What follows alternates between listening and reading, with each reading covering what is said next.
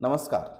आज परत एकदा नवीन व्हिडिओमध्ये तुम्हा सर्वांचं स्वागत आहे. तर चला निफ्टी आणि बँक निफ्टीचं आपण डेली ॲनालिसिस करूया. निफ्टी आणि बँक निफ्टी पुढची मूव्ह कुठं होऊ शकते याच्यावर आपण डिस्कशन करूया.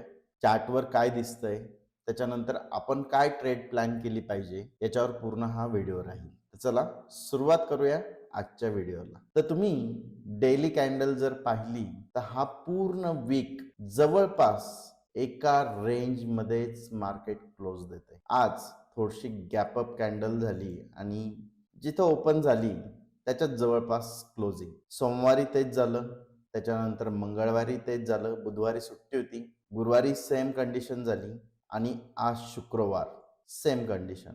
मार्केट ज्या ठिकाणी ओपन होतंय तर त्याच्या जवळपासच क्लोजिंग भेटते आपल्याला. आणि आज एक चांगली गोष्ट काय झाली तर आज ह्या सगळ्या कॅन्डलचे हाय मोडले गेले. आज मोडून मार्केट वरती सस्टेन करायचा प्रयत्न करत होता, पण मार्केटला वरती सस्टेन होता नाही आलं. चला छोट्या टाइम फ्रेमवर काय दिसतंय ते आपण एकदा चेक करून घेऊ. जर छोट्या टाइम फ्रेमवर पाहिलं तर आता तुम्हाला एक पॅटर्न दिसत असेल. गेल्या 2 दिवसापासून 2 ते 3 दिवसापासून सेम पॅटर्न आपल्याला मार्केटमध्ये दिसतोय. पॅटर्न असा आहे की मार्केट एक तर फ्लॅट ओपनिंग होतीये आणि वरती जायचा प्रयत्न करतंय आणि स्लोली खाली येत आहे. म्हणजे वरती जायला जर मार्केटला 1 तास लागत असेल तर तेवढंच परत खाली यायला मार्केट पूर्ण दिवस घालवतं. म्हणजे डाऊन साईड मुवमेंट जी आहे ती स्लो झाली आणि अपसाइड मुवमेंट जी आहे ती फास्ट झाली.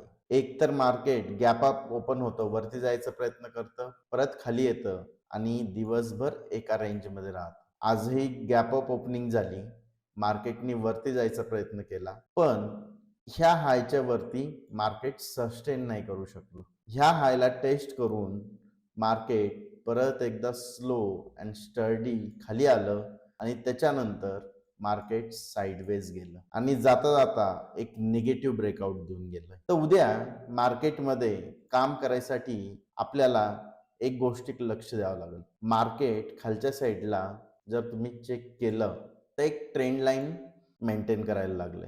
ही जर ट्रेंड लाईन तुम्ही पाहिली तर मल्टिपल टाइम ह्या ट्रेंड लाईन पासून मार्केटनी सपोर्ट घेतलाय. एक इक्वल लो और हायर लो ह्या सिच्युएशनला आपण म्हणू शकतो. तर सोमवारसाठी सिंपल आणि सोबर प्लॅन आपण निफ्टीमध्ये करू शकतो. तो प्लॅन जर ही ट्रेंड लाईन जी आहे आपली ही जर ब्रेक जर झाली आणि आपल्याला इथून जर एक प्राइस ऍक्शन जर भेटली खालच्या साईडला तर हा ही जी लेवल आहे ह्या लेवल पर्यंत आपण एक स्काल्प ट्रेड करू शकतो. तर निफ्टीमध्ये जर निगेटिव्हनेस निफ्टीमध्ये मंडेला जर आला तर इथं ट्रेंड लाईनच्या जवळ जर आपल्याला काही प्राइस ऍक्शन जर भेटली तर आपण इथं छोटा स्टॉप लॉस लावून ह्या दिवशीच्या लो पर्यंत किंवा क्लोजिंग प्राइस पर्यंत आपण एक ट्रेड प्लॅन करू शकतो. आयदर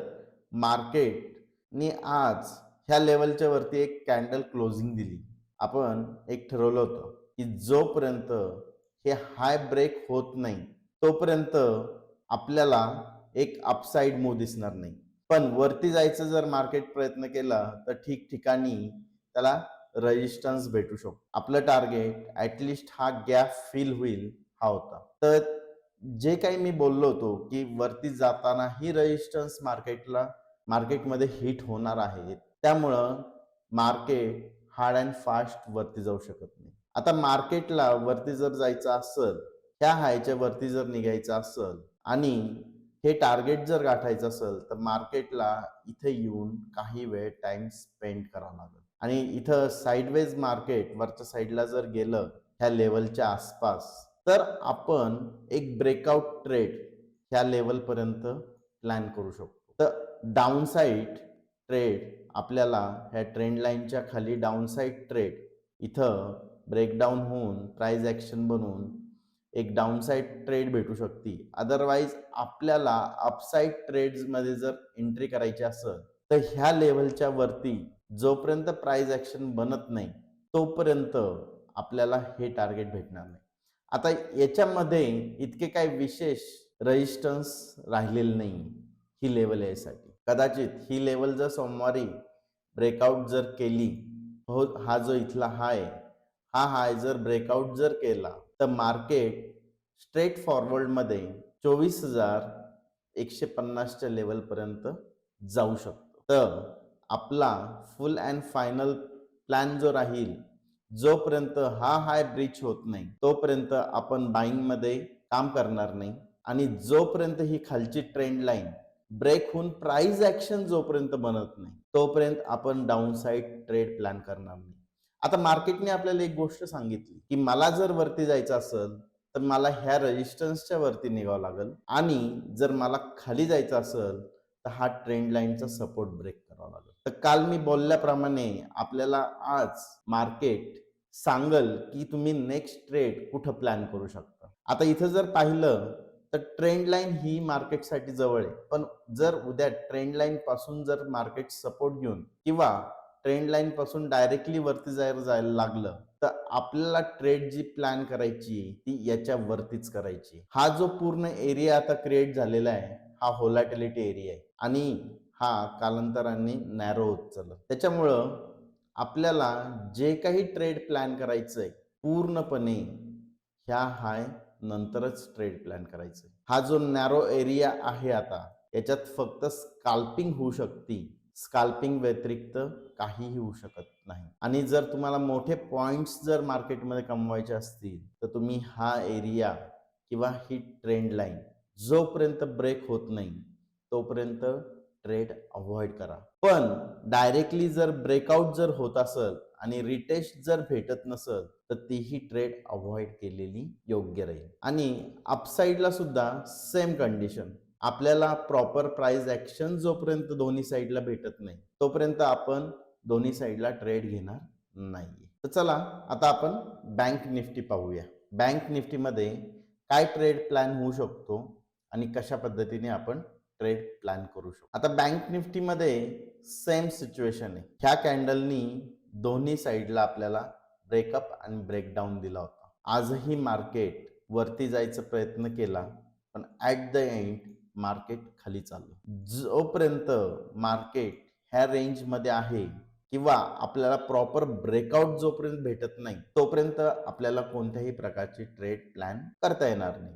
आता मोठ्या टाइम फ्रेमवरती आपल्याला एक साइडवेज मार्केट दोन्ही निफ्टीमध्ये आणि बँक निफ्टीमध्ये पूर्णपणे एक साइडवेज मार्केट दिसतंय. तर त्याच्यामुळं आपण चला थोडं छोट्या टाइम फ्रेमवर एकदा जाऊन पाहू. तर छोट्या टाइम फ्रेमवर जर पाहिलं तर आपल्या निफ्टीमध्ये ज्याप्रमाणे मार्केट गॅप अप ओपन होऊन वरती जायचा प्रयत्न करतंय आणि स्लोली खाली येत आहे, साइडवेज जात आहे. बँक निफ्टीमध्ये सुद्धा गॅप अप ओपन होत आहे, खाली येत आहे, परत साइडवेज. गॅप अप ओपनिंग होतीये, वरती जायचा प्रयत्न करतंय, परत खाली येत आहे, परत साइडवेज. तर हा पॅटर्न आपल्याला दोन्हीकडे दिसतोय. पण बँक निफ्टीमध्ये थोडासा सेटअप जरा व्यवस्थित बनलेला आहे. एक साइडवेज फॉर्म मध्येच आहे. आपल्याला याच्यात ट्रेंड लाईन वगैरे काहीही नाहीये.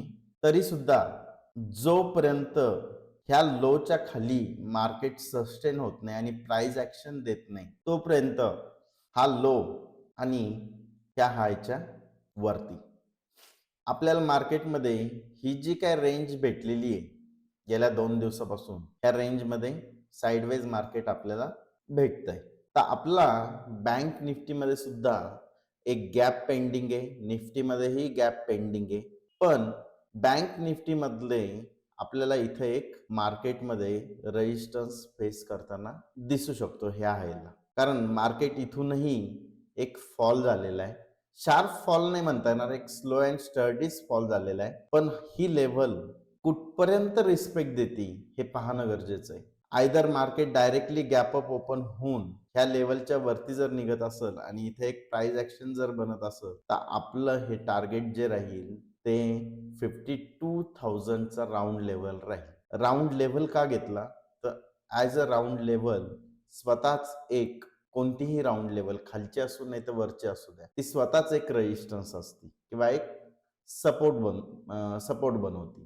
ती लेवल जोपर्यंत ब्रेक होत नाही तोपर्यंत आपल्याला नेक्स्ट ट्रेड पाहायला भेटत नाही. तर बँक निफ्टीमध्ये आपल्याला जर ह्या हायच्या वरती एखादी जर प्राइस ऍक्शन जर भेटली तर आपण ह्या 52,000च्या लेवल पर्यंत एक ट्रेड प्लॅन करू शकतो. पण इथे तुमचा रिस्क रिवॉर्ड रेशो जो आहे तो तुमचा मेंटेन झाला पाहिजे. जर इथं तुम्हाला ऍटलिस्ट 50% वरून जर रिट्रेसमेंट भेटली आणि हे टार्गेट जर दिसत असेल, कमीत कमी माझं मत असं आहे की 1:2 चं टार्गेट जोपर्यंत दिसत नाही तोपर्यंत ऍटलिस्ट 1:2 चं तरी टार्गेट घ्यावं. 1:1 चं जर टार्गेट जर भेटत असेल तर त्या ट्रेडमध्ये न एंट्री केलेली चांगली. आणि डाऊन साइडला पण आपलं सेम राहील. जोपर्यंत ह्या लेवलच्या खाली येऊन कॅन्डल क्लोज होत नाही आणि प्राइस ऍक्शन बनवून मार्केट खाली येत नाही तोपर्यंत आपल्याला खालच्याही साइडला ट्रेड भेटणार नाही.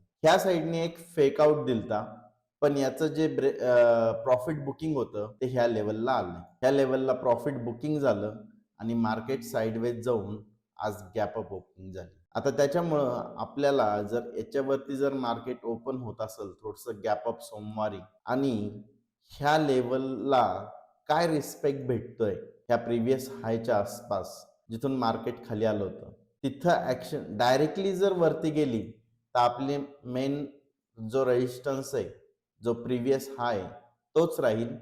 आयदर इथून जर परत खाली यायला लागलं तरीही आपल्याला खालच्याच लेवल पासून ट्रेड प्लॅन करायची. याच्यामध्ये कोणतीही ट्रेड प्लॅन आपल्याला करायची नाही. हा आपला सगळा व्होलॅटिलिटी एरिया आहे. तर तुम्हाला हा ॲनालिसिस कसा वाटला हे कमेंट करून नक्की सांगा आणि व्हिडिओ जर आवडला असेल तर चॅनलला नक्की सबस्क्राईब करा. धन्यवाद.